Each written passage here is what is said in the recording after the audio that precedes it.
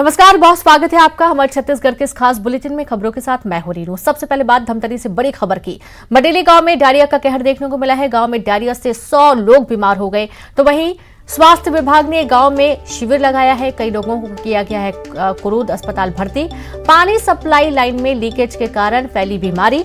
आप ये देखिए कि डायरिया की चपेट में जब ज्यादा लोग आते हैं तो ये बीमारी तेजी से फैलती भी है और इसके चलते गांव में डर का माहौल भी है। हालांकि स्वास्थ्य विभाग ने गांव में शिविर लगाया है। कई लोगों को कुरूद अस्पताल भर्ती किया गया। पानी सप्लाई लाइन में लीकेज के कारण बीमारी फैली है। खबर धमतरी से है। मडेली गांव में डायरिया का कहर देखने को मिल रहा है। गांव में डायरिया से 100 लोग बीमार हो गए। स्वास्थ्य विभाग ने गांव में शिविर लगाया। कई लोगों को कुरूद अस्पताल भर्ती किया गया। पानी सप्लाई लाइन में लीकेज के कारण बीमारी फैली है। तो धमतरी के मडेली गांव का ये पूरा मामला सामने आया और वैसे भी देखा जाता है कि बारिश के दिनों में बीमारियां फैलती हैं और पानी से संबंधित बीमारियां ज्यादातर देखने को मिलती है। कई लोगों की जान भी चली जाती है। ऐसे ही कुछ मामला मडेली गांव का सामने आया है, जहां पर डायरिया का कहर देखने को मिला है। स्वास्थ्य विभाग ने गांव में शिविर लगाया। लोगों का इलाज किया जा रहा है। कई लोगों को कुरूद अस्पताल भी भर्ती किया गया है। और ज्यादा जानकारी के साथ संवाददाता अभिषेक पांडे जुड़ गया। अभिषेक, मडेली गांव में डायरिया का कहर, किस तरीके से इलाज किया जा रहा है? ये शिकायत रीनू करीब 4 दिन पहले शुरू हुई थी, जब इक्का दुक्का लोगों को उल्टी और दस्त की शिकायत सामने आई थी। लेकिन ये संख्या धीरे धीरे बढ़ती गई और जब संख्या बढ़ रही थी उस समय ध्यान नहीं दिया गया। अब जाके स्थिति जब 100 पार कर गई बीमारों की संख्या और उन्हें शिविर लगाना पड़ गया है, दूसरे अस्पतालों में शिफ्ट करना पड़ रहा है, तब जाकर जो संबंधित विभाग है, स्वास्थ्य विभाग और जल संसाधन विभाग, इन्होंने और पीएचई, इन्होंने जब जाकर इनकी नींद खुली है, तब जाकर सप्लाई लाइन को चेक किया गया और वहां वो कारण पकड़ा गया कि यहाँ से लीकेज होने के कारण बीमारी फैली। उसके बाद जो राहत और उपचार और इलाज का सिलसिला तब जाके शुरू हुआ है। फिलहाल ये राहत की बात है कि अभी तक इस बीमारी से हालांकि 100 की संख्या पार हो गई, लेकिन किसी की मौत नहीं हुई है। सभी का इलाज चल रहा है, अस्पताल में हो या शिविर में हो, और डॉक्टरों ने प्रॉपर ध्यान देना शुरू कर दिया। साथ ही साथ पानी सप्लाई के लिए फिलहाल लीकेज को अभी ठीक करने का काम चल रहा है और लोगों को पेयजल के लिए टैंकर से पानी दिया जा रहा है। जी बिल्कुल, शुक्रिया आपका अभिषेक जानकारी के लिए। तो लोगों को टैंकर के माध्यम से पानी पहुंचाया जा रहा है ताकि शुद्ध पानी मिले लोगों को, और ये लीकेज की समस्या दूर करने की भी बात कही गई है। और इसी बीच एक बड़ी खबर है दिल्ली से, जहां पर अशोक गहलोत लड़ेंगे चुनाव। कांग्रेस अध्यक्ष पद का लड़ेंगे चुनाव। जी हां, गांधी परिवार से कोई नहीं लड़ेगा चुनाव। बड़ी खबर, राजस्थान के मुख्यमंत्री लड़ेंगे चुनाव। कांग्रेस अध्यक्ष पद के लिए चुनाव लड़ा जाएगा। आप ये देखिए कि कांग्रेस के अध्यक्ष पद के लिए चुनाव लड़ने की तैयारी। गांधी परिवार से चुनाव कोई नहीं लड़ेगा। राजस्थान के मुख्यमंत्री चुनाव लड़ेंगे अशोक गहलोत। कांग्रेस अध्यक्ष पद के लिए चुनाव लड़ेंगे। खबर दिल्ली से है। जैसा कि आपको मालूम है कि लगातार ये कहा जाता है, पहले सोनिया गांधी राष्ट्रीय अध्यक्ष थे, फिर राहुल गांधी बने, फिर सोनिया गांधी बन गई, और उसके बाद ये आरोप लगते रहे हैं कि परिवार के बीच में ही सभी अध्यक्ष बन जाते हैं, लेकिन किसी बाहरी को मौका नहीं दिया जाता है जो कांग्रेस पार्टी की कमान संभाले। इस बार ये बात सामने आ रही है कि कांग्रेस अध्यक्ष पद के लिए गांधी परिवार से कोई भी चुनाव नहीं लड़ेगा। कांग्रेस अध्यक्ष पद का चुनाव अशोक गहलोत लड़ेंगे। दिल्ली से बड़ी खबर मिल रही है, राजस्थान के मुख्यमंत्री लड़ेंगे चुनाव। कांग्रेस अध्यक्ष पद के लिए चुनाव लड़ेंगे। नरसिंहपुर दौरे पर रहेंगे सीएम भूपेश बघेल, जहां नरसिंहपुर में आज श्रद्धांजलि सभा का आयोजन होना है। शंकराचार्य स्वामी स्वरूपानंद जी की श्रद्धांजलि सभा में शामिल होंगे। श्रद्धांजलि सभा में शामिल होंगे सीएम भूपेश बघेल। झोतेश्वर परमहंसी आश्रम में श्रद्धांजलि सभा सुरक्षा को लेकर चाक चौबंद इंतजाम किए गए हैं। तो वहीं रायपुर से खबर है, कर्मचारियों का प्रदर्शन आज होने वाला है। श्रद्धांजलि न्याय पदयात्रा निकालेंगे संविदा कर्मचारी। सर्व विभागीय संविदा कर्मचारी होंगे शामिल। कई मांगों को लेकर होगा प्रदर्शन। राजधानी के बूढ़ा तालाब में प्रदर्शन। तो खबर रायपुर से है, कर्मचारियों का प्रदर्शन आज होगा। श्रद्धांजलि न्याय पदयात्रा निकालेंगे संविदा कर्मचारी। सर्व विभागीय संविदा कर्मचारी होंगे शामिल। कई मांगों को लेकर होगा प्रदर्शन। राजधानी के बूढ़ा तालाब में प्रदर्शन होना है।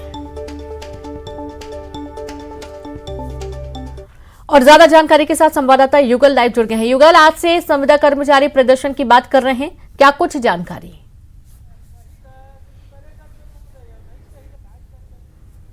देखिए रेणु, सर्वविभागीय संविदा कर्मचारी हैं, ये आज श्रद्धांजलि सभा करेंगे, उसके बाद न्याय पद यात्रा निकालेंगे।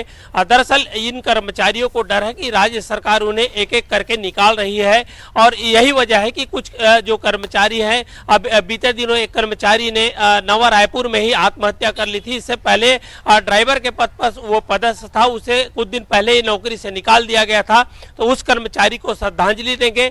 साथ ही साथ छटनी के विरोध में ये पूरी है जो न्याय पद यात्रा है वो निकाली जाएगी और ये लगातार मांग करते आए हैं। इससे पहले कई बार भी आंदोलन किए हैं, सभी विभाग के जो संविदा कर्मचारी हैं उन लोगों ने आंदोलन किया है और अपनी मांगे रखी थी कि किसी तरह की छटनी ना किया जाए, लेकिन इनका आरोप है कि लगातार एक एक करके छटनी किया जा रहा है, जिससे कर्मचारी जो मानसिक रूप से प्रताड़ित हो रहे हैं। और यह भी एक आरोप भी लगे हैं कि संविदा कर्मचारी को निकाल देने की वजह से उसने सुसाइड कर लिया है, उसकी न्यायिक जांच की मांग भी ये लगातार कर रहे हैं। और इसके अलावा जो जसपुर में भी एक जो नर्स की जो हत्या हुई है उस पर भी न्यायिक जांच की मांग कर रहे हैं। कर्मचारी लगातार अपने भविष्य को सुनिश्चित करने की बात कर रहे हैं और उनको डर सता रहा है कि छटनी ना हो, तो उसी को लेकर के एक श्रद्धांजलि सभा की जाएगी, उसके बाद न्याय जो पद यात्रा है वो निकाली जाएगी। जी, इससे पहले भी नवा रायपुर में कार्यक्रम आयोजित था, लेकिन अनुमति नहीं मिली और बूढ़ा तालाब में ये पूरा कार्यक्रम है वो 11 बजे होगा। जी बिल्कुल, बहुत शुक्रिया आपका युगल तमाम जानकारी के लिए। तो बूढ़ा तालाब में 11 बजे आयोजन होगा और तमाम मांगों को लेकर संविदा कर्मचारी आंदोलन करेंगे। भिलाई से खबर है, भिलाई इस्पात प्लांट में पहुंची कोयले की रैक, विदेशी कोयले की एक रैक पहुंची भिलाई, जहां पर विदेशी कोयले की रैक पहुंचने की वजह से आज भी एक रैक पहुंचने की संभावना है। प्लांट में कोयला संकट के कारण 4 मिलें बंद हैं और 3 मिल में उत्पादन किया गया है कम। फिलहाल 2 मिल ही चालू है। कोयले की कमी से प्लांट का उत्पादन प्रभावित हुआ है। अब देखा यह जा रहा है कि विदेशी कोयले की एक रैक पहुंची है भिलाई और आज भी एक रैक पहुंचने की संभावना जताई गई है।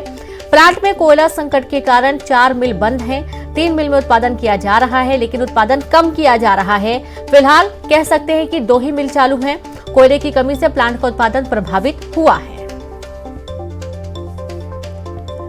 तो कोयला संकट गहरा रहा है और कोयले की कमी के चलते जो कार्य हैं वो भी प्रभावित होते हैं। खासतौर पर भिलाई स्टील प्लांट की बात करें तो यहाँ पर कोयले की कमी के चलते 4 मिल बंद हैं, 3 मिल में उत्पादन हो रहा है, लेकिन बहुत ही कम मात्रा में उत्पादन हो पा रहा है।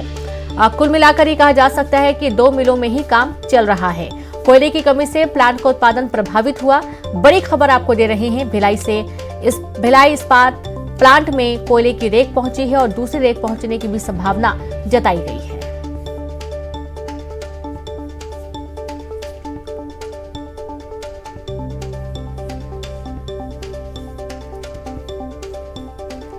तो भिलाई इस्पात प्लांट में पहुंची कोयले की रैक, विदेशी कोयले की एक रैक पहुंची भिलाई, आज भी एक रैक पहुंचने की संभावना है। प्लांट में कोयला संकट के कारण 4 मिल बंद हैं, 3 मिल में उत्पादन किया गया है कम। फिलहाल 2 मिल ही चालू हैं। कोयले की कमी से प्लांट का उत्पादन प्रभावित हुआ। खबर भिलाई से और संवाददाता मिथिलेश जुड़ गए। मिथिलेश, कोयले की रैक पहुंची है, देखा जा रहा है कि कोयले की कमी के चलते 4 मिल बंद हो चुकी हैं और 2 मिल ही कुल मिलाकर कहा जा सकता है कि काम चल रहा है। कोयले की कमी के चलते काम बहुत प्रभावित हो रहा है भिलाई इस्पात प्लांट में। निश्चित रूप से रेणु, जब भिलाई स्टील प्लांट एक ऐसा प्लांट है जो सेल की सबसे बड़ी इकाई माना जाता है और एशिया का सबसे बड़ा प्लांट माना जाता है। यहाँ पर कोयले की अत्यधिक आवश्यकता होती है। 80% कोयला जो है वो विदेशों से आता है और 20% जो है वो स्थानीय होता है। लेकिन विदेशों से कोयला नहीं आ पाने के कारण 4 मिलें बंद हो गई थी, 3 में उत्पादन बुरी तरह से प्रभावित हुआ था और 2 मिल में किसी तरह से काम चल रहा था। 3 दिनों से लगातार यही स्थिति बनी हुई है। विशाखापट्टनम से भिलाई रैक नहीं मिलने के कारण ये पूरी स्थिति बन रही थी। देर रात में एक रैक आई है जिससे कम से कम थोड़ी राहत मिली है भिलाई स्टील प्लांट को कि कम से कम थोड़ा चल सकता है। ये उम्मीद और की जा रही है कि आज एक और रैक आ सकती है। तो भिलाई स्टील प्लांट के पास में उसका स्टॉक पूरी तरह से लगभग खत्म हो गया था। 2.5 लाख टन का यहाँ पर स्टॉक है, लेकिन 20 से 30 हजार ही यहाँ पर कोल बचा हुआ था। तो ऐसे में कम से कम एक संजीवनी मिली है, कम से कम सांस लेने की ताकत मिली है कि एक रेक पहुंचा हुआ है। उम्मीद की जा रही है कि यदि जल्द रेक पहुंचते हैं तो कोशिश यही होगी कि किसी तरह से जो मिलें जो बंद हो रही है उनको बंद होने से बचाया जा सके। रेणु जी बिल्कुल, बहुत शुक्रिया आपका मिथिलेश तमाम जानकारी के लिए। तो अब इस तरीके से उम्मीद यही है कि कोयले की पूर्ति होगी और उत्पादन फिर से शुरू होगा। और अब खबर बीजापुर से है। मिशन विजय बस्तर अभियान का आज तीसरा दिन है और आज बीजापुर दौरे पर रहेंगे अरुण साफ और नारायण चंदेल। कार्यकर्ताओं की बैठक लेंगे प्रदेश अध्यक्ष और नेता प्रतिपक्ष। अटल सदन में पदाधिकारियों के साथ करेंगे चर्चा। आगामी विधानसभा चुनाव की तैयारियों पर करेंगे मंथन।